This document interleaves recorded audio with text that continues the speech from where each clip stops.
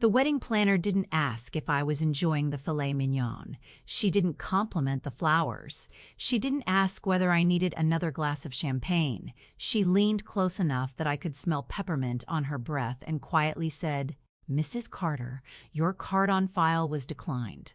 We need another $80,000 before dessert is served."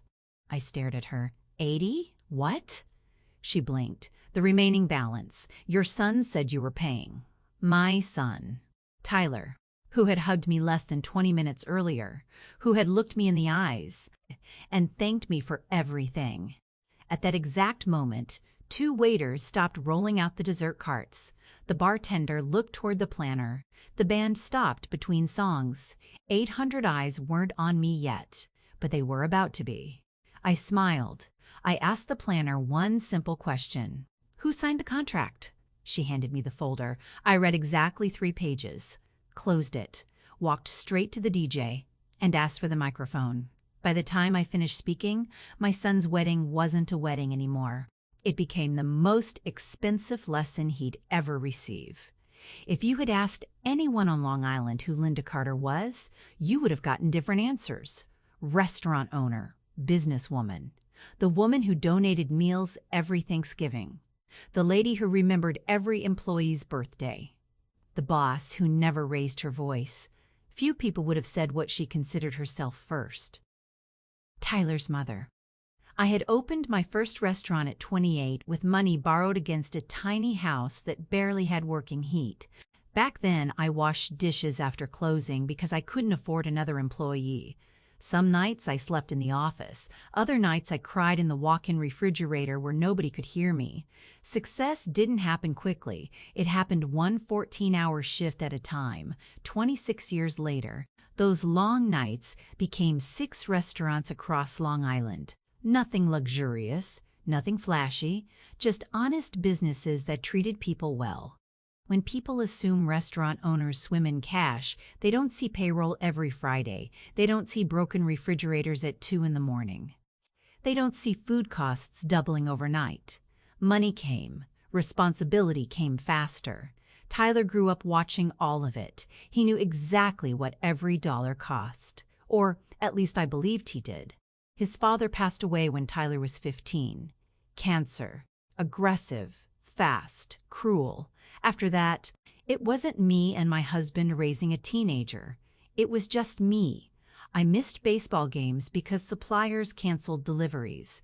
I missed school plays because cooks quit without warning. I missed birthdays because restaurants don't close on holidays. I hated myself for that. Every success felt like proof that I was providing. Every missed family dinner felt like failure. Maybe that's why guilt became my favorite language. Whenever Tyler wanted something, I usually found a way. His first car, college, graduate school, a down payment for his first condo. When he wanted to leave finance because he hated sitting behind a desk, I supported him. When he started working in commercial real estate, I celebrated. When he met Ashley, I honestly thought my worrying years were over. Ashley was beautiful, confident, always perfectly dressed. The kind of woman who somehow looked ready for a magazine cover while everyone else looked normal. She called me Linda. Never Mom. I noticed, but I didn't mind. Not everyone grows close the same way. At first, she was charming. She remembered birthdays, sent thank you cards, always complimented my cooking. But after a while, little things started feeling rehearsed. She'd ask about one restaurant, then casually ask how profitable the others were.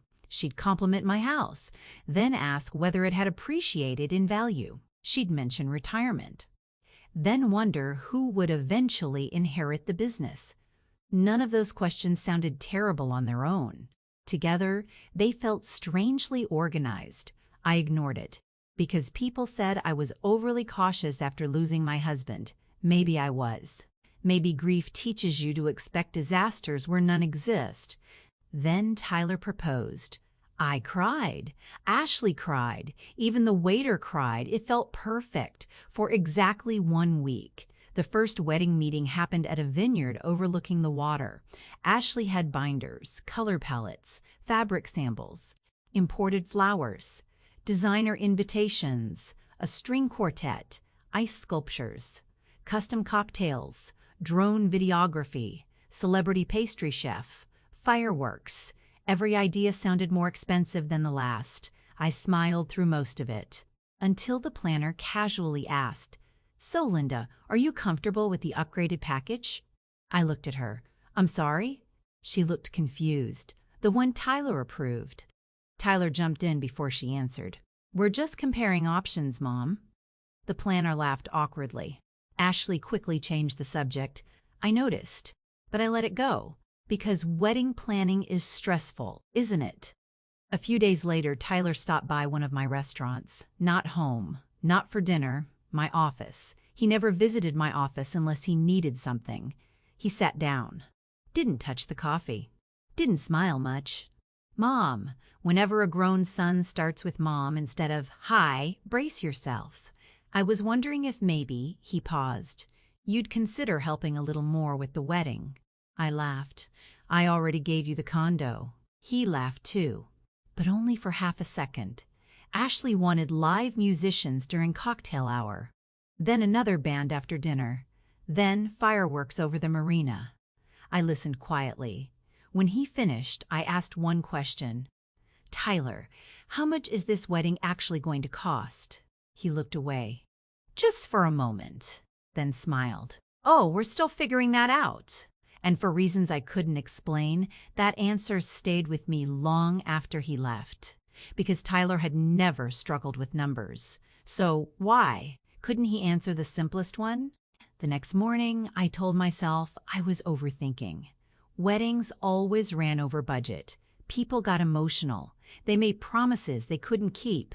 As someone who had spent nearly 3 decades in the restaurant business, I'd seen it all. Brides who doubled their guest list 3 weeks before the ceremony. Grooms who suddenly decided they needed imported champagne because everyone on Instagram has it. Parents who quietly covered bills they had never agreed to because they didn't want to ruin their children's big day. Maybe Tyler was just overwhelmed. Maybe Ashley was dreaming bigger than their bank account. Maybe I was letting my business instincts interfere with being a mother. That explanation lasted exactly 48 hours. Then my assistant knocked on my office door. "Linda?"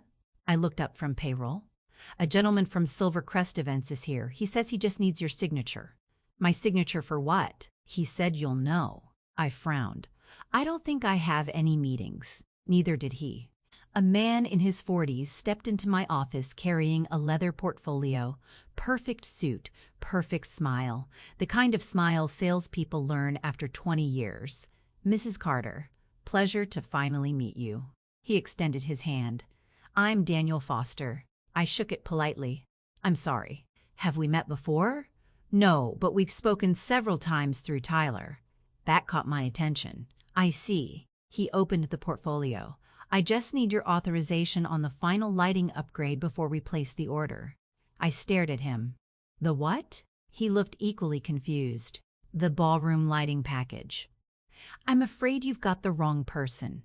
He blinked. "No, Tyler said you wanted everything approved personally." I slowly closed the payroll folder in front of me.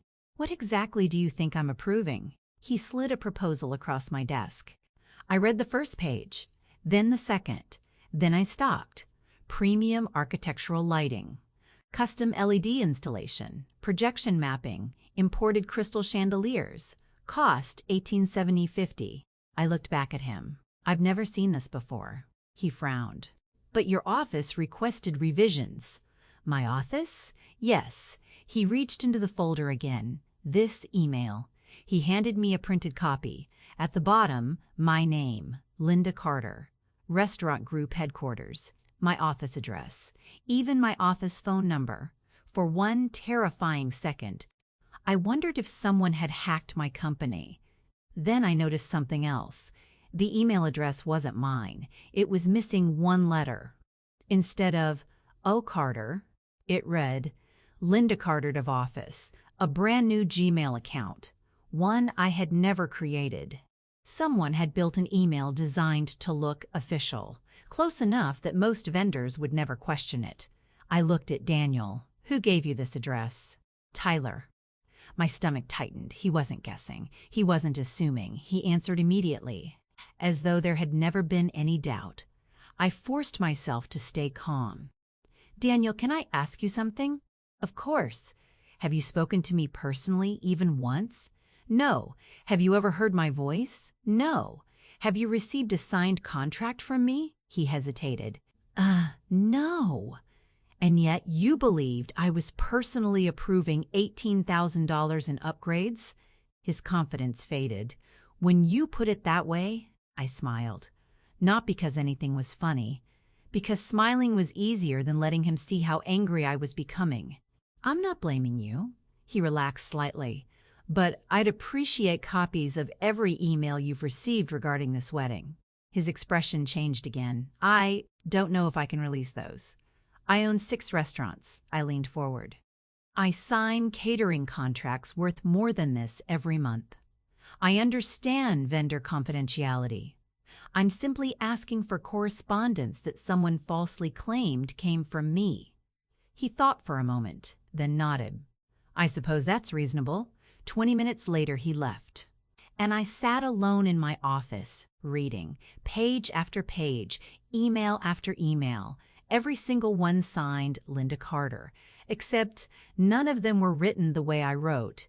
The sentences were too short, too casual, too eager to approve every upgrade. Whoever created them understood something important. People rarely question generosity, especially when they believe the person paying owns multiple businesses. Then one sentence froze me. Don't worry about discussing this with me directly. Tyler has full authority to make decisions on my behalf. I read it again, then again.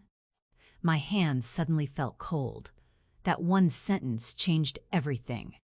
Because it explained why nobody had ever called me, why nobody had asked for confirmation, why every vendor happily accepted Tyler's requests. Someone had built an entire system designed to keep me out of every conversation.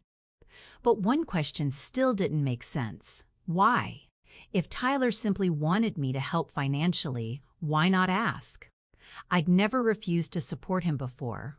So why create fake emails? Why pretend I'd approved things I had never even heard about? I was still staring at the documents when my phone buzzed. Tyler. Almost as if he knew. Hey, Mom? His voice sounded cheerful, too cheerful. Hi, sweetheart. Everything okay? It is now. You sound busy. I am. A pause. I stopped by your office yesterday. You did? I must have just missed you. Another pause. No, I wasn't there yesterday. Silence. Barely a second, but long enough. Then he laughed. Oh, maybe I mixed up the days. Maybe, or maybe, he was checking whether someone had already visited me. So, he continued, how's work? Busy. You should take a vacation after the wedding. I might. I mean it. I know. Then, very casually, he asked the question that made every alarm bell in my head ring. Nobody's bothering you about wedding stuff anymore, right? I looked at the stack of fake emails on my desk. No. The lie came out before I could stop it, because suddenly I wanted to know how far this went. Good. He sounded relieved. Honestly, Ashley and I just don't want you stressed. I appreciate that. We're handling everything. I can see that. After we hung up, I replayed the conversation in my head. He hadn't asked how I was. He hadn't asked about the restaurants. He hadn't even asked whether I was coming to the cake tasting next week. His first concern was whether anyone had contacted me, not if I was okay. If anyone had contacted me. I looked back at the emails. There had to be more. Much more. If one vendor believed I was paying, how many others believed the same thing? And more importantly, what exactly had Tyler already promised in my name? I suddenly realized I didn't know the answer. And for the first time since my husband died, I was genuinely afraid of discovering it. That night, I didn't sleep. Not because I was angry. Anger comes later. First comes denial. You spend hours trying to invent innocent explanations because the truth is too painful to accept. Maybe Ashley had created the email account. Maybe Tyler didn't even know it existed. Maybe a wedding planner misunderstood a conversation. By 3 in the morning, I'd constructed at least a dozen excuses for my son. By 6, I'd stopped believing every single one of them. The next morning, I made a decision. I wasn't going to confront Tyler. Not yet. I've owned restaurants long enough to know one simple rule: never accuse anyone until you know exactly what happened. People lie. Paperwork usually doesn't. So I started making calls, not as Tyler's mother, as Linda Carter, restaurant owner, businesswoman, someone who understood contracts. The first call was to the florist. "Good morning, this is Linda Carter." "Oh, Mrs. Carter!" The woman sounded delighted. "I've been meaning to thank you for approving the premium floral package." My stomach tightened. "I'm sorry. Remind me which package that was?" "The imported peonies from the Netherlands." Imported. It was October. Do you know what imported peonies cost out of season? A fortune. We're also flying in white garden roses from Ecuador. Ashley has exquisite taste. I'm sure she does. And your handwritten note about wanting every table to look like a royal wedding was so sweet. Handwritten? I sent you a note? Yes. Tyler dropped it off himself. I picked up a pen. Would you happen to have a copy? I think so. I'd love one for my records. Of course. 1 hour later, it arrived by email. The signature looked like mine. Almost. Whoever forged it had practiced. The letters matched. The slant matched. Even the little loop I always made on the letter L. But it wasn't mine. Not quite. There was something too careful about it. Real signatures aren't perfect. Fake ones usually are. The second phone call went to the rental company. The representative laughed when I introduced myself. "Mrs. and mine. Carter, your son has been wonderful to work with." "I'm glad to hear that. And thank you again for insisting on the gold Chiavari chairs." I insisted? Absolutely. You said regular chairs would look cheap in photographs. I closed my eyes. I said that? That's what your assistant emailed. Assistant? I don't have an assistant handling my personal affairs. There was silence. Oh. The man's confidence disappeared. I assumed, "I'm sure you did." I remained calm. "Could you send me every invoice connected to my name?" "Certainly." Another folder, another fake email, another forged approval. By lunchtime, my desk looked like the office of a fraud investigator. Lighting, flowers, furniture, entertainment, luxury transportation, ice sculptures. A champagne tower. Late-night food stations, imported linens, a cigar lounge, an espresso bar, a custom-built dance floor with the couple's initials carved into hardwood. Every vendor believed the same thing. Linda Carter is paying. Not one of them had spoken to me. Not one. Because every single one had received the same message. Tyler is authorized to make all financial decisions on my behalf. The wording was identical. Copied, pasted, repeated. This wasn't improvisation. It was a system. Then something even stranger happened. One vendor refused to email me anything. Instead, he insisted on coming in person. Around 4 that afternoon, an older gentleman arrived carrying a thick binder. He introduced himself as George. He'd been organizing luxury weddings for nearly 30 years. He sat across from me and looked genuinely uncomfortable. I've been debating whether I should even be here. Why? Because something about this wedding has bothered me for months. That got my attention. What bothered you? He opened the binder. There were inconsistencies, such as your son negotiated every discount. That's normal. Not exactly. He shook his head. He negotiated like someone spending his own money. I frowned. What do you mean? He argued over $500 for centerpieces. George flipped another page. Huh? Then approved a $22,000 fireworks display without blinking. That made no sense, he continued. He'd fight for hours over tiny expenses. then suddenly say, George glanced at his notes. Don't worry, my mother will cover it. My chest tightened. He said that often? George looked uncomfortable. Quite often. I didn't answer. Because I was suddenly remembering something Tyler had said years ago. He'd been 16. We were sitting in one of my restaurants after closing. He asked me why wealthy people always negotiated prices. I told him something my father had once told me. The people who earned the money usually protect it. He smiled back then. Apparently, he'd remembered only half the lesson. George slid one final document across the table. This is why I came. It wasn't an invoice. It wasn't a proposal. It was a seating chart. Nearly 500 guests. I stared at the number. 500? George nodded. Yes. I looked up. There has to be a mistake. No. My son told me they were inviting around 200 people. George hesitated.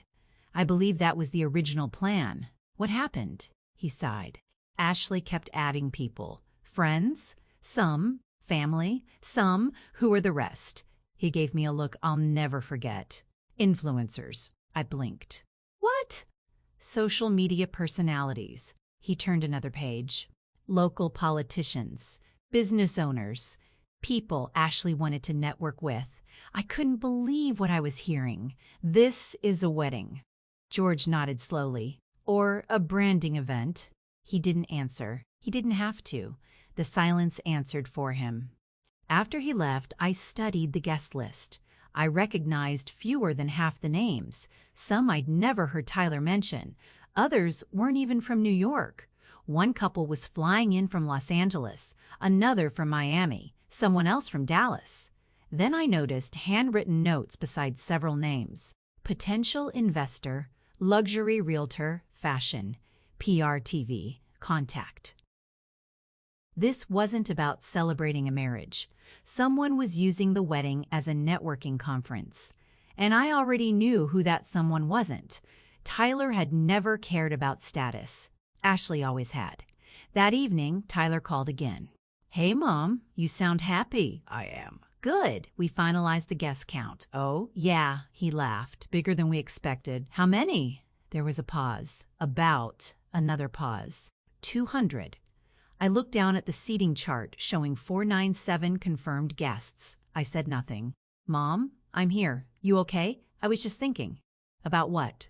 How easily he'd just lied to me. Instead, I answered, I'm thinking this wedding is becoming much larger than either of us imagined. He chuckled. It'll all be worth it. Maybe. But not for the reasons he believed, because at that exact moment, I stopped asking myself whether my son was hiding something. Instead, I started asking a very different question. How much of this deception belonged to Tyler? And how much belonged to Ashley? I had a feeling the answer would determine whether I was about to lose my daughter-in-law or my son.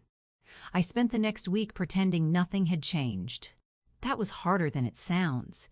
Every time Tyler called, I answered with the same warm voice I'd always used.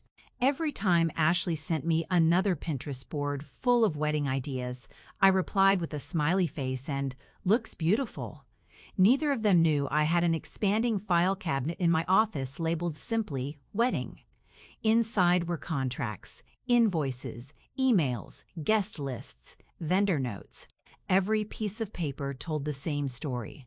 Someone had quietly built an $80,000 obligation using my name as collateral. But there was still one thing I didn't have: proof that Tyler knew exactly what was happening. I had suspicion. I had forged emails. I had assumptions. I needed certainty, and certainty arrived in the most unexpected way. The following Tuesday, I was walking through my Huntington restaurant during lunch service when my hostess approached me. Linda? Yes? There's a gentleman asking for you. Who is it? He says he's from Harbor National Bank. That surprised me. I knew everyone at my bank. When I stepped into my office, a young banker stood waiting with a leather folder. Mrs. Carter. He shook my hand. I'm sorry to bother you at work. No problem. What can I do for you? He looked confused. I just need your identification before we finalize the cashier's check. I frowned. What cashier's check? The wedding payment. My heart skipped. I'm sorry. He opened the folder. The $80,000 certified check requested through your private banking advisor. I stared at him. I requested what? He looked genuinely alarmed. I'm terribly sorry. He flipped through the paperwork. It says here your son, Tyler Carter, was authorized to pick it up this Friday. No. I said it so quietly that even I barely heard myself. No. The banker stopped turning pages. Mrs. says, Carter, I have never authorized an $80,000 cashier's check. His face lost all color. He immediately closed the folder. I'm going to need to contact my branch manager. You do that. He stood, then hesitated. Would you mind waiting? I'll wait. For nearly 20 minutes. When he returned, another woman was with him. Older, more experienced, she introduced herself as the regional manager. The first words out of her mouth were exactly what I expected. We owe you an apology. I folded my hands. I'd appreciate an explanation even more. She nodded. Someone presented what appeared to be a limited financial authorization. She placed a photocopy in front of me. It carried my signature. Again. Almost perfect. Almost. The authorization allowed Tyler to collect a cashier's check on my behalf for wedding-related expenses. I looked up. This is forged. Yes. You know that now? Yes. Then why was it accepted? She didn't hide behind excuses. Because your account history suggested the request wasn't unusual. That stung. She wasn't wrong. I'd transferred large sums for business acquisitions before. I funded charities, scholarships, restaurant renovations. An $80,000 check wasn't unusual for Linda Carter. It just wasn't something I'd requested. I'm freezing the authorization immediately, she said, and placing additional verification requirements on every account connected to your name. Good. Then I asked the question that mattered most. Who delivered this? She checked her notes. It wasn't Tyler. That surprised me. It was a woman. Ashley? She shook her head. No. Then who? I don't know. She presented herself as your executive assistant. Executive assistant. Again. The imaginary assistant had now visited vendors and my bank. Someone was playing a role, and they were getting dangerously good at it. That evening, I drove home with more questions than answers. I barely had time to take off my shoes before Tyler called. Mom, he sounded excited. I've got great news. Oh? The venue finally confirmed everything. Wonderful. They're incredible. I'm glad. They even said they've never worked with a family this generous. Generous. Interesting choice of word. What exactly did they mean by that? Oh, a pause. They just meant another pause. How supportive you've been. I see. He quickly changed the subject. So, Friday should be smooth. Friday. The day the cashier's check was supposed to be collected. He was waiting for it. Without realizing it, he'd just confirmed he expected the money to be ready. The next afternoon, I had lunch with someone I trusted more than almost anyone, my attorney. Michael had represented my businesses for 18 years. He wasn't dramatic. He wasn't emotional. He listened. He read every document. Then he leaned back in his chair. This is bigger than wedding overspending. I know. This is identity fraud. I know. If these signatures were used intentionally, he let the sentence hang. I know. What do you want to do? I looked out the restaurant window. Families walked past holding shopping bags. An older couple laughed over ice cream. A little girl chased pigeons.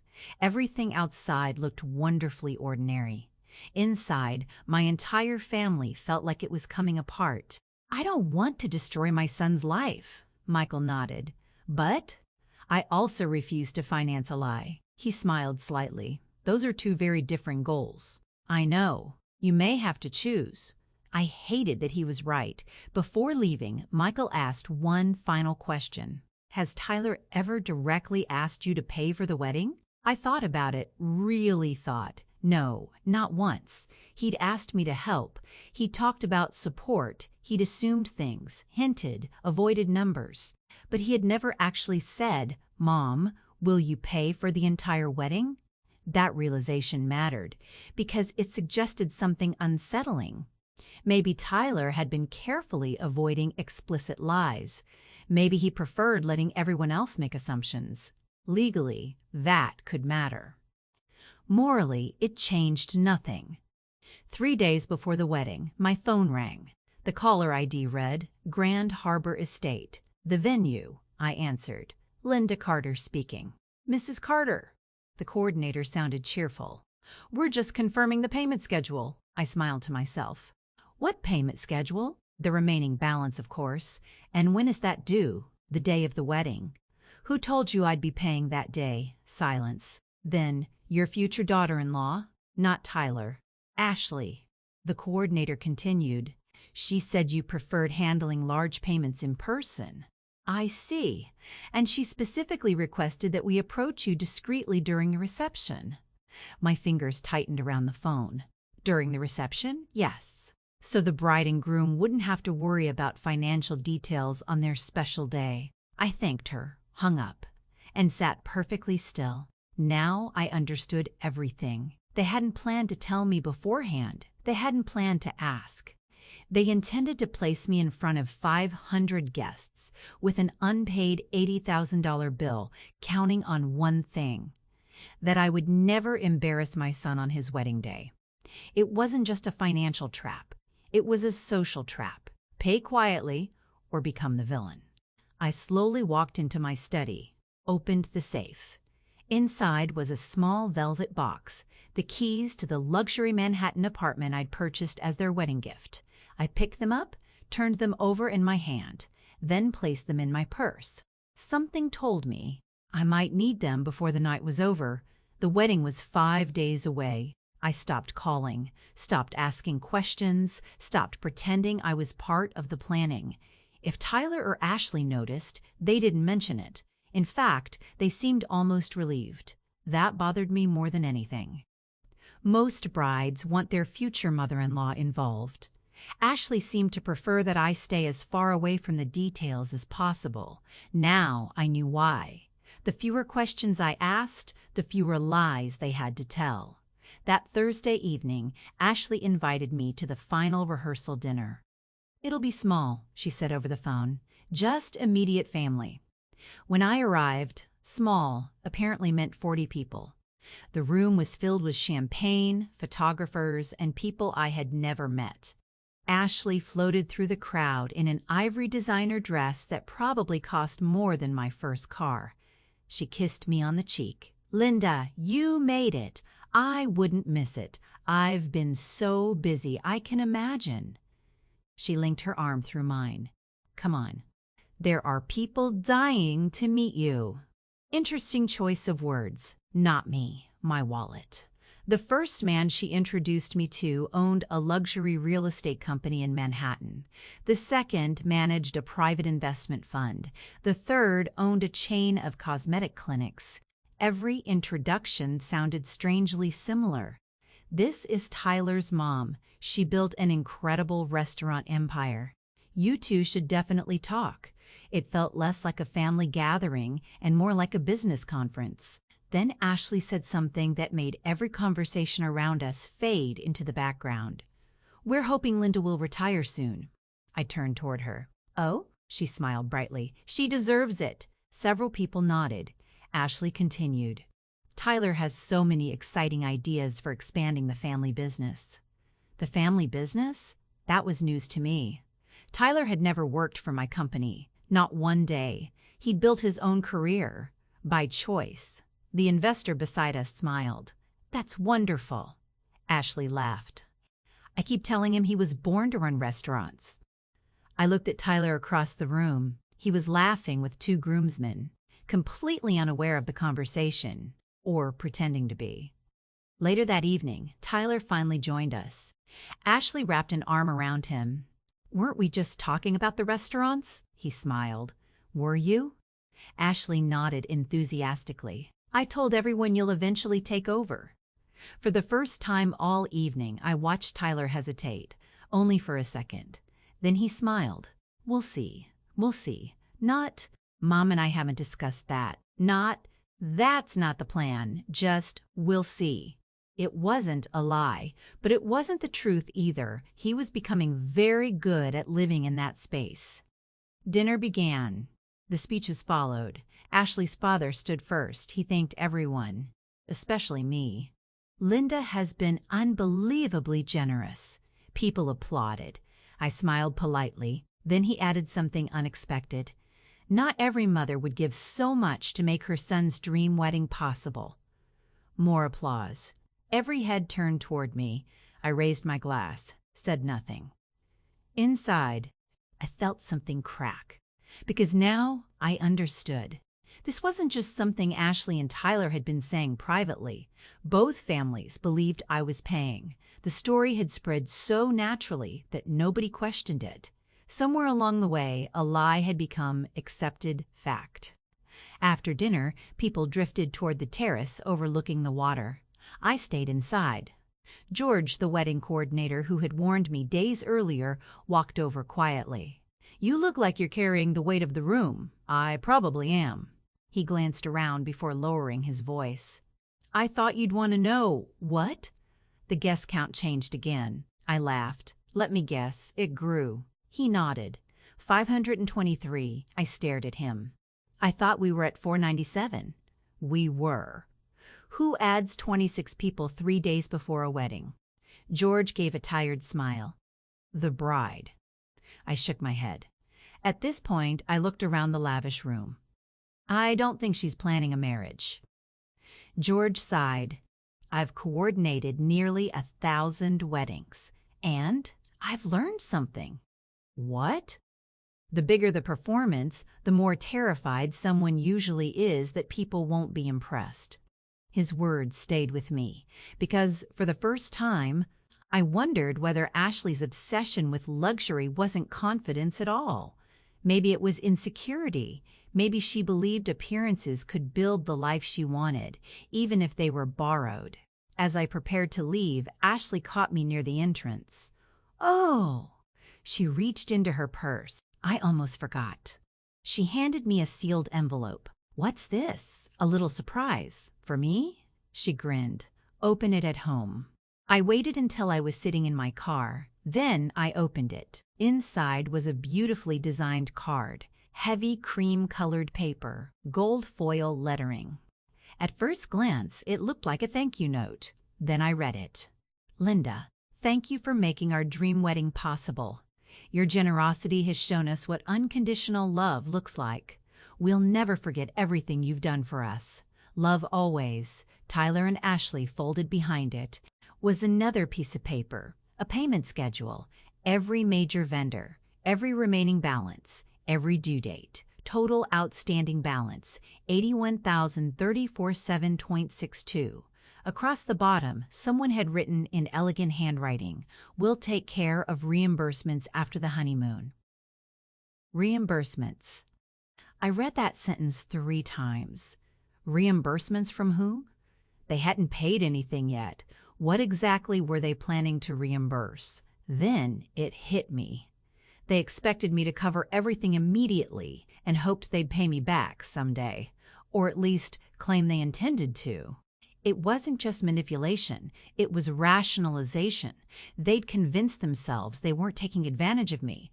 They were only borrowing without asking. The next morning, I called Michael. "I've made my decision." "You sound certain." "I am." "What are you going to do?" "I'm not canceling the wedding." "I didn't think you would." "I'm also not paying $80,000 because someone trapped me into it." "Good." He waited. "So what's your plan?" I looked at the velvet box on my kitchen table. The apartment keys sat beside it. "I've spent my entire life teaching people that actions have consequences." Michael didn't interrupt. "I think it's time my own son learns the same lesson." "And how do you intend to teach it?"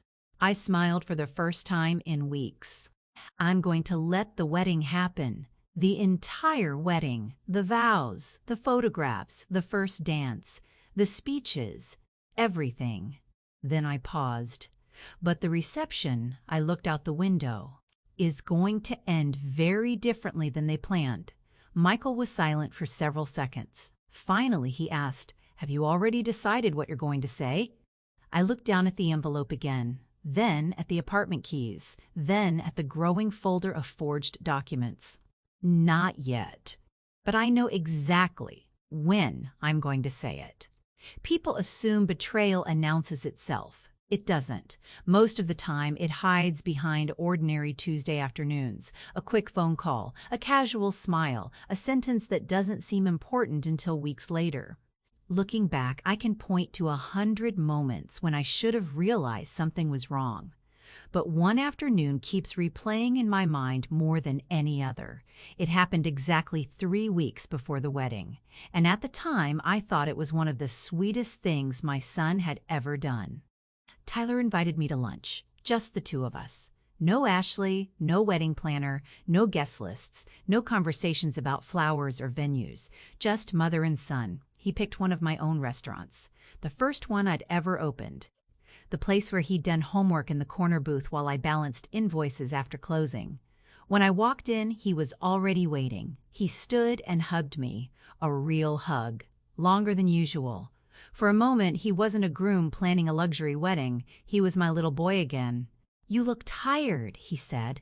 "I could say the same about you." He laughed. "I probably deserve that." We ordered lunch, nothing extravagant. Soup, grilled salmon, coffee. For nearly an hour, we didn't mention the wedding once. We talked about baseball, about one of my restaurant managers retiring, about his father's terrible habit of burning hamburgers every 4th of July. We laughed, really laughed. And for the first time in weeks, I wondered if I had made a terrible mistake. Maybe I had misjudged him. Maybe Ashley had been making all the decisions. Maybe Tyler had simply trusted the wrong person. Hope is a dangerous thing, especially for parents, because hope can make you ignore evidence sitting right in front of you. As we finished dessert, Tyler looked unusually serious. "Mom," there it was again, that tone. "I've been thinking." "About?" "You've worked your whole life. I suppose I have." "When was your last vacation?" I smiled. "I own restaurants." "That's not an answer. It kind of is." He leaned back. "You know what Dad used to say?" I nodded before he even finished. "The restaurants will survive 1 week without you." "And?" I laughed softly. "They survived." "You didn't." That sentence caught me off guard. He wasn't wrong. There had been years when I measured time by payroll cycles.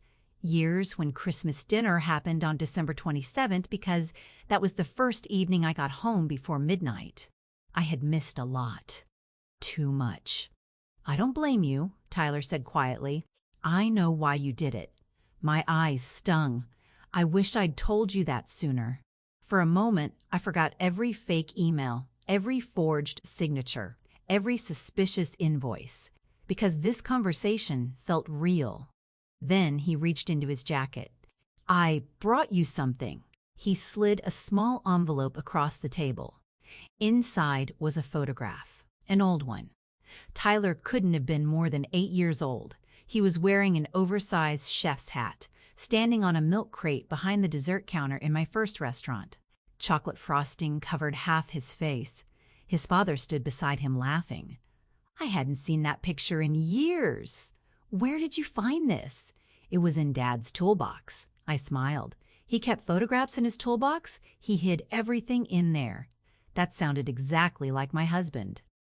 Neither of us spoke for almost a minute. Then Tyler said something that would haunt me later. "I just want us to be a family again." I looked at him. "What do you mean? No stress, no business, no money, just family." I reached across the table and squeezed his hand. "I'd like that." He smiled. "So would I." When we stood to leave, Tyler hugged me again. "I love you, Mom. I love you too." As he walked toward the parking lot, I watched him unlock his SUV. Halfway there, his phone rang. He looked at the screen. His smile disappeared. He answered immediately. Even from 30 feet away, I recognized Ashley's voice, not the words, just the rhythm, fast, sharp, demanding. Tyler turned away from me. He began pacing, running a hand through his hair, nodding repeatedly. Then he glanced back toward the restaurant, toward me. For the briefest second, he looked guilty, not angry, not frustrated. Guilty. The moment he realized I was still watching, he forced another smile, waved, and got into his car. That evening, I couldn't stop thinking about the lunch. Which Tyler was real? The son who wanted his family back? Or the man quietly letting vendors believe I was financing a wedding I'd never approved? Both couldn't be true, could they? The answer arrived 2 days later. Not from Tyler, from someone I'd never met. My receptionist buzzed my office. "Linda? Yes? There's a young woman here asking for you. Did she give a name?" "Emily." "Emily? She says it's personal." I almost told her to send the woman away. Instead, I said, "Show her in." Emily looked no older than 24, nervous. She clutched her purse with both hands. "I won't take much of your time. What can I do for you?" She swallowed hard. "I work for Grand Harbor Estate, the venue." Immediately, I closed my office door. "Please," I pointed to the chair. "Sit." She didn't. "I probably shouldn't even be here." "Then why are you?" She looked around to make sure we were alone. "Because I think you're being lied to." Every muscle in my body tensed. "What kind of lies?" She opened her purse and removed a folded packet. "I printed these before they disappeared."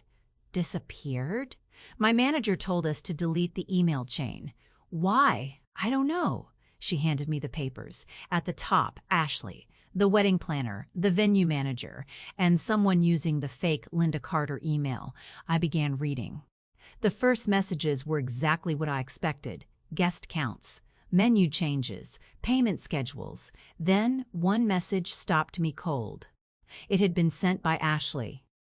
"Don't worry if Linda hesitates. She'll never embarrass Tyler in front of hundreds of guests. If she's put on the spot, she'll pay." She always does. I read it again, slowly, every word. Then another message, from the planner. What if she refuses? Ashley's reply came less than 3 minutes later. "She won't. His mother still feels guilty about his childhood. She'll write any check necessary to avoid hurting him publicly." The room suddenly felt too warm. Not because of the money, not because of the fraud, because someone had studied me, analyzed me, identified my deepest weakness, and built an entire plan around it. I looked up at Emily. "Why are you showing me this?" She hesitated, then smiled sadly. "My mom worked 2 jobs to raise me." "So?" "I recognized the look on your face the day you toured the venue." "What look?" "The look of someone who thought they were being included, when everyone else already knew the plan." Silence filled the room. Finally, I asked, "Does Tyler know about these emails?" Emily lowered her eyes. She stopped. "I don't know. She wasn't lying. She genuinely didn't know." And somehow, that uncertainty hurt even more, because I still couldn't answer the question that mattered most. Was my son the architect of this betrayal, or just the person standing beside it? After Emily left my office, I locked the door.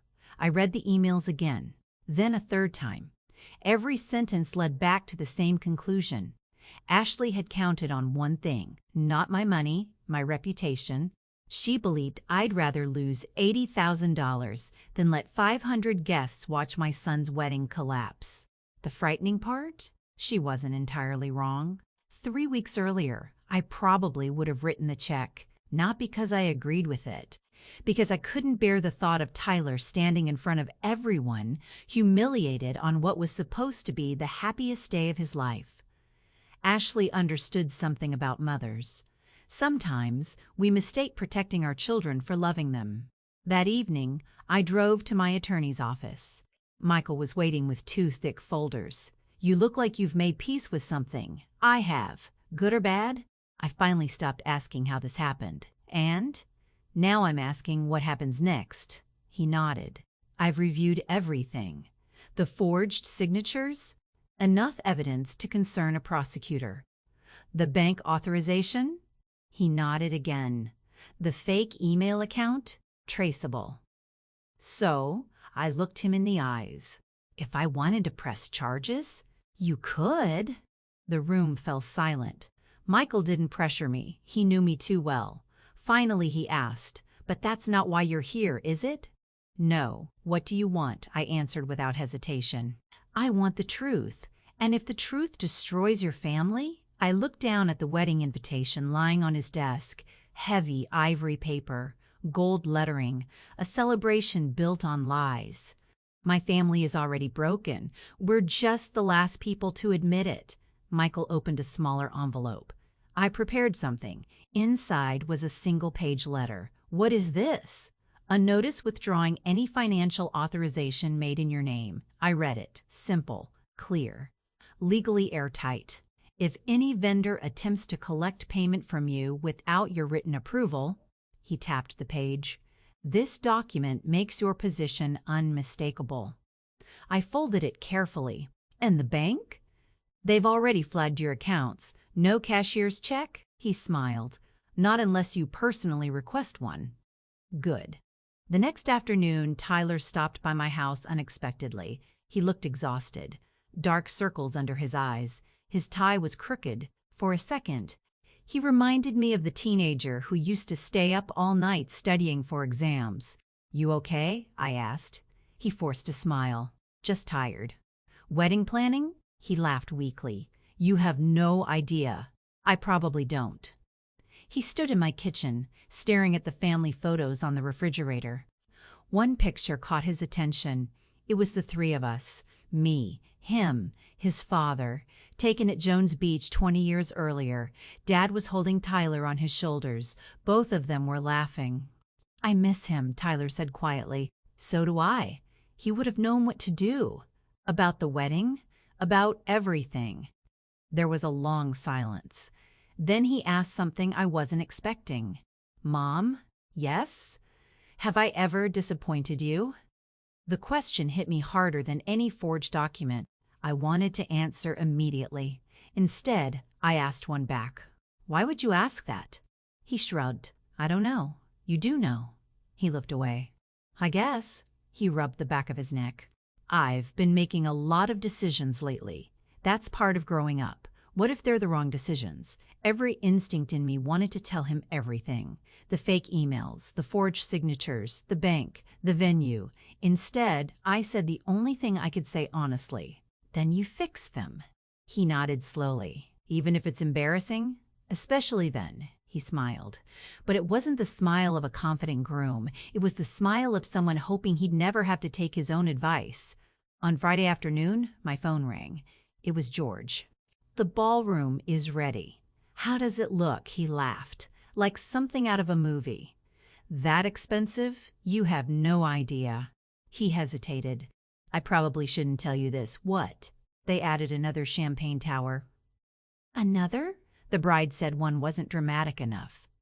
I closed my eyes. "And who's paying for that?" George didn't answer. He didn't have to. The morning of the wedding arrived with perfect weather. Bright blue skies, a cool breeze coming off the water. Not a cloud in sight. I stood in front of my bedroom mirror, fastening a pair of pearl earrings my husband had given me on our 20th anniversary. For a long time, I simply looked at myself. Not the successful business owner, not the mother, just a 62-year-old woman wondering how she had arrived at this day. On my dresser sat two envelopes. The first contained the apartment keys. The second contained Michael's legal notice. I placed both into my handbag. Then I added one more thing, a cashier's check made out to Grand Harbor Estate, $81,347.62. I had requested it that morning, not because I intended to use it, because I wanted the choice to be mine. No traps, no pressure, no surprises. If I paid, it would be because I decided to, not because someone forced me. As I walked toward the front door, my phone buzzed. A text from Ashley. "Can't wait to celebrate together today, us beneath it." Another message arrived. From Tyler. "Love you, Mom. Thanks for everything." I stared at those 5 words. Thanks for everything. What exactly did he think he was thanking me for? The apartment, his childhood, the wedding, or something he hadn't yet admitted. I slipped the phone into my purse, locked the front door, and drove toward Grand Harbor Estate. By sunset, one family would be celebrating a marriage. The other would never be the same again. Grand Harbor Estate looked like something from a movie. Valet attendants lined the circular driveway. A white Rolls-Royce sat near the entrance with ribbons flowing in the breeze. The gardens overlooked the Long Island Sound, every tree wrapped in tiny white lights that would glow after sunset. I had catered weddings worth $250,000. I'd seen extravagant. This wasn't extravagant. This was calculated. Every corner was designed to make people stop, pull out their phones, and say the same thing. I've never seen anything like this. Ashley got exactly what she wanted. 523 guests, hundreds of cameras, dozens of influencers live streaming before the ceremony had even begun. The wedding hadn't started, and it was already trending locally. Inside the bridal suite, Ashley looked flawless. The dress fit as though it had been stitched directly onto her. When she saw me, she smiled warmly. "Linda," she hugged me, "you look beautiful. So do you. I've been so nervous. I can imagine." She took both of my hands. "I just want today to be perfect." I searched her face. No guilt, no hesitation. If she was nervous, it wasn't because of the money. It was because every bride gets nervous. Or she was the best actress I'd ever met. Tyler found me outside the chapel. His tuxedo was slightly crooked. He looked pale. "You okay?" He laughed.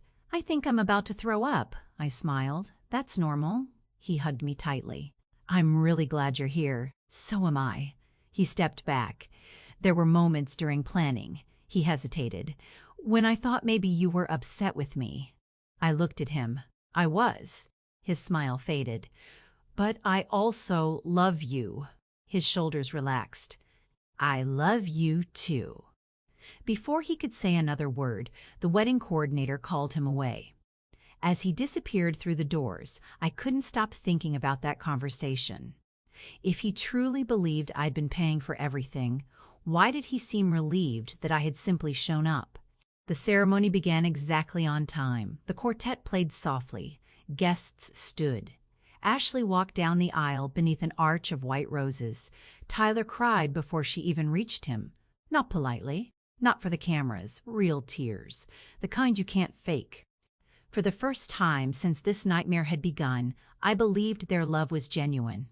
Maybe that made everything worse, because love doesn't excuse deception. The vows were simple, personal.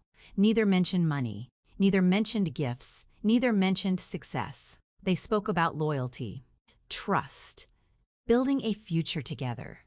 The irony wasn't lost on me. When the officiant pronounced them husband and wife, the room erupted in applause. I stood with everyone else, clapping, smiling, looking every bit like the proud mother of the groom. No one, not even Tyler, could have guessed what sat inside my handbag: the apartment keys, the legal notice, and an $81,347.62 cashier's check. 3 different futures. Only one of them would leave that ballroom with me. Cocktail hour was spectacular. Waiters carried silver trays piled high with oysters, lobster bites, truffle arancini, and miniature beef Wellingtons. A jazz trio played near the fountain. Champagne flowed like water. Everywhere I turned, guests congratulated me. "You must be so proud. What a generous thing you've done. This wedding is unforgettable." I smiled, thanked them, said as little as possible. One older gentleman even shook my hand. "I've known Tyler since he was 10. He's a lucky young man. I hope he knows how blessed he is to have a mother like you." I looked across the lawn. Tyler was laughing with his college friends. I hope so too. As the reception began, George quietly approached me. His face had lost all color. "It's almost time."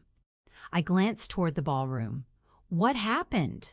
"The venue manager," he lowered his voice. "She wants the final payment before dessert." exactly as Ashley's emails had promised. I nodded calmly. And? She's planning to approach you privately. Of course she is. George hesitated. Do you still want me to follow your instructions? I looked him straight in the eye. Every single one. He nodded once, then walked away. Dinner was flawless. The filet mignon was perfect. The wine was exceptional. The speeches brought laughter and tears. Ashley's father thanked everyone for supporting the couple. My sister spoke about Tyler's childhood. Then Tyler stood. The room became silent. He picked up his glass. I wouldn't be standing here without my mom.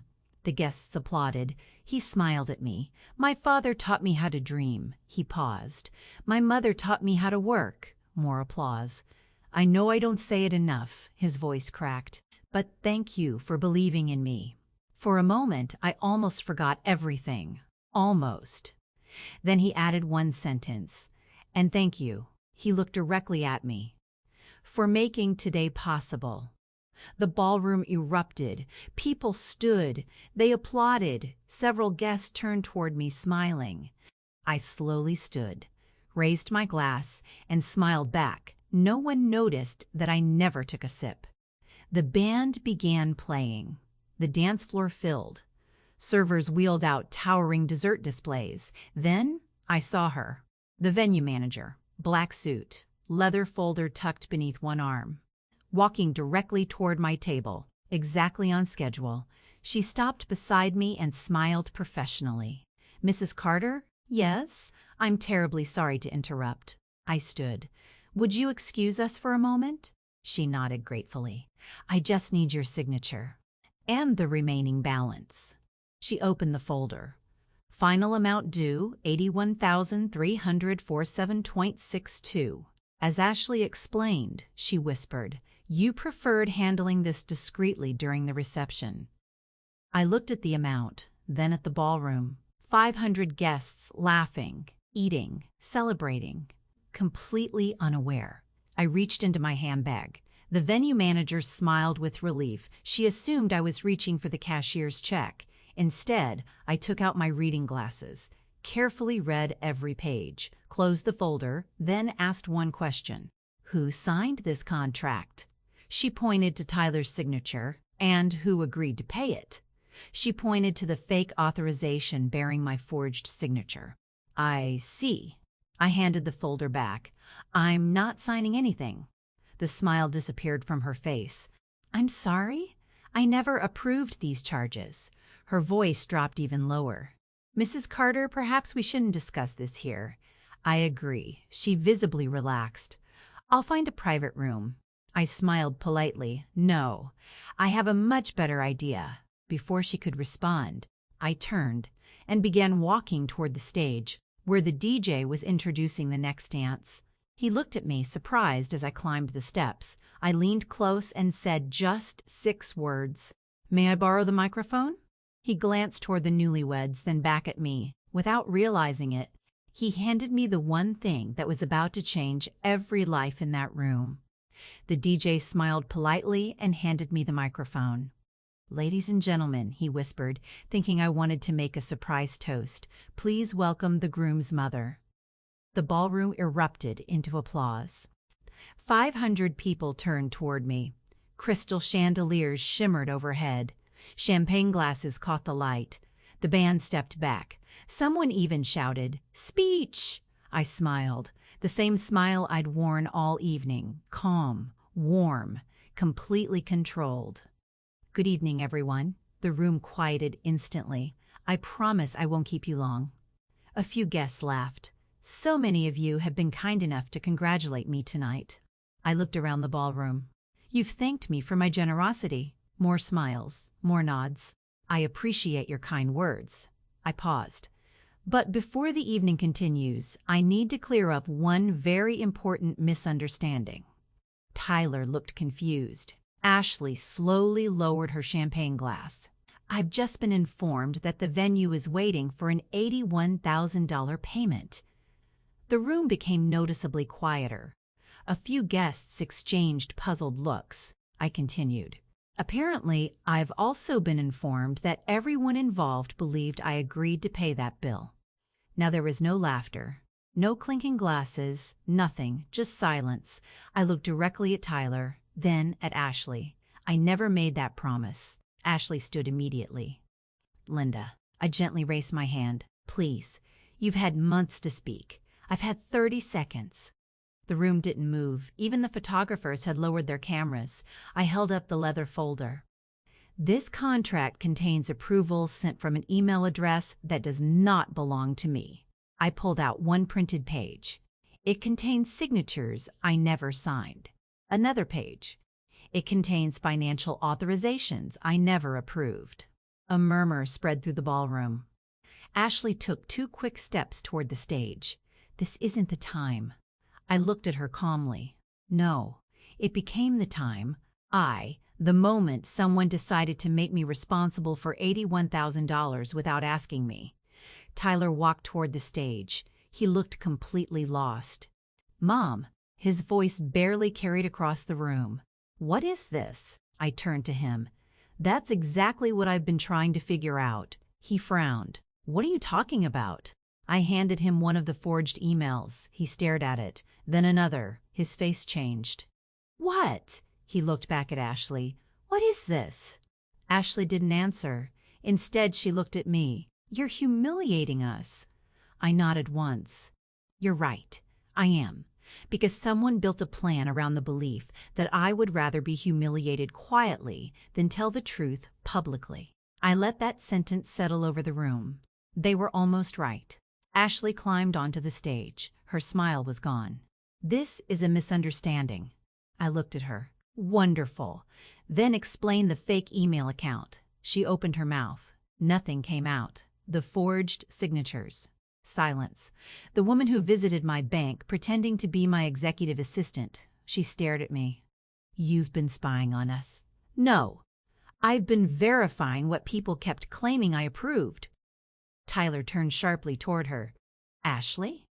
She finally spoke. I was trying to protect us. From what? Tyler asked. From your mother saying no. Tyler blinked. What? You heard me. You said she'd never refuse. Ashley looked directly at him. Because she never has. The words echoed through the ballroom. Then she looked at me. You always fix everything. You always pay. You always save him. She pointed toward Tyler. I just assumed this would be one more time. Tyler looked as though someone had punched him. You told everyone my mother agreed? Ashley hesitated. I knew she would. That's not what I asked. Another pause. Yes. You made fake emails. No, I hired someone. The room gasped. Tyler actually took a step backward. You hired someone? I only wanted everything to go smoothly. He laughed. Not because anything was funny, because he couldn't believe what he was hearing. You forged my mother's signature for a wedding. Ashley began crying. I didn't think she'd ever find out. Those 7 words changed the entire room.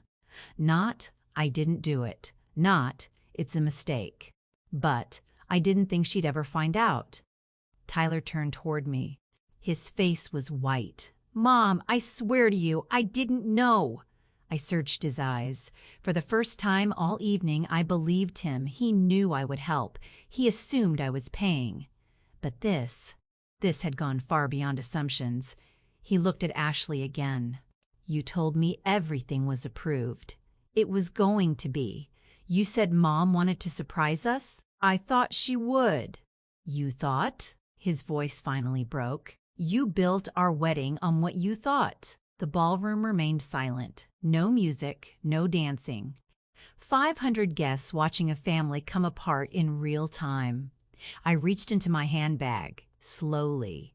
Everyone assumed I was finally taking out the cashier's check. Instead, I removed the small velvet box. I opened it. Inside were 2 keys. Tyler immediately recognized them. His eyes filled with tears. The apartment, I nodded. I bought this as your wedding gift. Ashley stared at the keys, then at me. I was going to hand these to you after dinner. I closed the box, but gifts are built on trust. I slipped it back into my purse. And tonight, there isn't enough trust left. Ashley's face collapsed. You can't do this. I already have. Then, for the first time all evening, I took out the cashier's check. I held it between two fingers. The venue manager looked relieved. Ashley smiled through her tears. Tyler closed his eyes. They both thought the same thing, that I was about to save them. I looked down at the check. Then, without saying a word, I tore it cleanly in half. The sound of thick paper ripping echoed through the silent ballroom. Then again, into quarters. Then again, until the check fell into the trash beside the stage. Several guests actually gasped. I looked at the venue manager. I'm sorry, I'll gladly pay for every meal I personally ordered tonight. I turned toward Tyler. But your reception? I looked at Ashley. Belongs to the people who sign the contracts. I handed the leather folder back to the venue manager. Please give the bill to the bride and groom. No one applauded. No one spoke. There was only silence, the kind of silence that changes families forever. As I stepped off the stage, Tyler called after me. Mom, I stopped without turning around. I am his voice cracked, so sorry. For a long moment, I considered looking back. Instead, I quietly replied, I know. And I walked toward the ballroom doors. Behind me, I heard no music. Only the sound of 500 people realizing they had just witnessed something none of them would ever forget. People often ask me what happened after I walked out. The truth is, I didn't know. Not that night. I got into my car, closed the door, and for the first time in years, I cried. Not because of the money, not because of the wedding, because I had spent 62 years believing that if you loved someone enough, they would never put you in a position where you had to choose between your dignity and your family. I was wrong. Around midnight, my phone started ringing. First, my sister, then 2 cousins, then 3 restaurant managers who had attended the reception. I answered none of them. Finally, just after 1 in the morning, Tyler called. Then again, and again, 12 missed calls, 1 voicemail. I couldn't bring myself to listen, not yet. The next morning, Michael called instead. You should know what happened after you left. I took a deep breath. I'm listening. The venue manager met privately with Tyler and Ashley. And? When she presented the contracts, he paused. Tyler asked to see every email. I closed my eyes. He read all of them? Every page. And Ashley? She admitted she'd created the fake email account with the help of a freelance virtual assistant. I remembered Emily's printouts. Michael continued. The forged signature wasn't Tyler's idea. The fake bank authorization wasn't Tyler's idea. The instructions to surprise you with the bill, he sighed, weren't Tyler's idea either. I sat silently. So he really didn't know. He knew he couldn't afford the wedding. Michael chose his words carefully. He believed you had agreed to help. He did not know how that agreement had supposedly been obtained. That distinction mattered. Not enough to erase what had happened, but enough to change everything. There's more, Michael said. The venue agreed to reduce several luxury upgrades that hadn't yet been used. The fireworks were canceled. The after-party was canceled. The late-night entertainment package was canceled. How much did that save? Almost $30,000. I nodded slowly. And the rest? Tyler signed a payment plan. My heart sank. He insisted the debt would be his. 3 days later, there was a knock on my front door. Tyler stood outside. Alone. No suit, no wedding ring, just jeans, a sweatshirt, and the exhausted face of a man who hadn't slept. I won't come in unless you ask me. I looked at him for several seconds, then stepped aside. He walked into the kitchen where he'd eaten breakfast almost every morning before school. Neither of us spoke. Finally, he placed a thick envelope on the table. What is it? Copies. Of what? The contracts, the bank documents, the fake emails. I wanted you to know, his voice broke. I didn't destroy them. I looked through the papers. Every document was there. even the ones Ashley had tried to delete. I also brought this. He removed another envelope. Inside was the apartment key. Just one. I never accepted it. I looked at him. It wasn't mine anymore. For a long time, we simply sat there. Then Tyler quietly said, "When Dad died, I thought being a man meant solving problems before anyone noticed them." I didn't interrupt. When Ashley kept saying everything would work out, I believed her. When vendors stopped asking questions, I thought it was because you'd already spoken to them. He looked down. I never asked, because asking might have given me an answer I didn't want. There it was, the sentence I'd been waiting months to hear. Not an excuse, a confession. He hadn't forged anything. He hadn't created fake emails, but he'd chosen ignorance because it was easier than facing reality. That choice had nearly cost him everything. "What happened with Ashley?" I finally asked. He took a long breath. "We separated." I looked up. "So soon?" He nodded. "The morning after the wedding." "What happened?" I asked one question. "What?" "If my mother had quietly written the check, would you ever have told me what you did?" I already knew the answer. Tyler did too. She couldn't answer. He smiled sadly. Actually, her silence answered everything. Over the following months, Tyler worked harder than I'd ever seen. He sold his luxury SUV, moved out of the expensive apartment he'd been renting, took on extra commercial projects. Every month, without fail, he sent a payment to the venue, not because anyone forced him, because he said the debt had his signature on it, so it belonged to him. It took nearly 3 years, but he paid every dollar, including interest. As for Ashley, I heard very little. The marriage didn't survive its first anniversary. Last I heard, she'd moved to another state. I don't hate her. Hate is heavy. I've carried enough weight in my life already. I hope she eventually understood that a beautiful wedding can impress strangers, but only character keeps a family together. People still ask me one question more than any other. "Linda, if you had known your son wasn't behind the forgery, would you have paid the bill anyway?" The answer surprises them. No, not because I couldn't afford it. I could. Not because I wanted revenge. I didn't. I refused because some lessons become impossible to learn once someone else rescues you. If I'd written that check, Tyler might have gone the rest of his life believing that love always arrives with unlimited credit. Real love doesn't. Real love tells the truth, even when the truth hurts.